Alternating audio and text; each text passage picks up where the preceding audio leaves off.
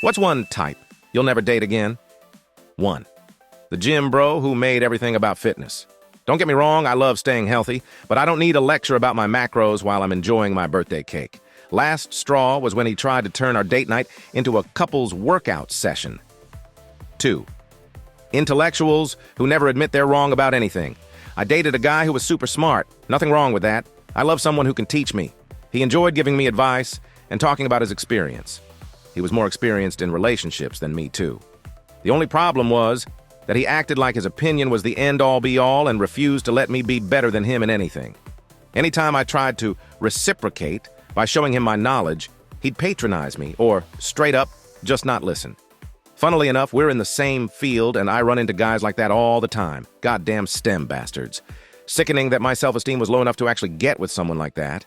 It was the hubris more than the intellect that made me leave. I didn't realize how freaked his attitude was until I met partners who elegantly balanced confidence and humility. 3. The insanely insecure.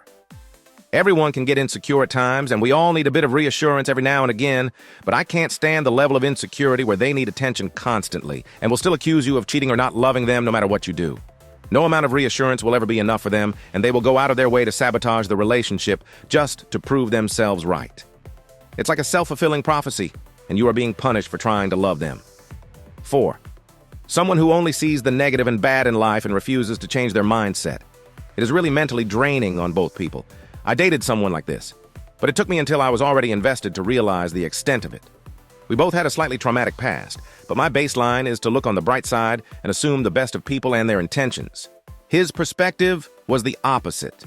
And that almost would have been manageable because it's not like I didn't understand where he was coming from sometimes, but add to it that he looked down on me for often having a positive or optimistic perspective.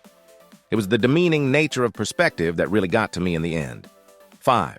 Married. Had no idea until his wife reached out to me after the fact. Oh,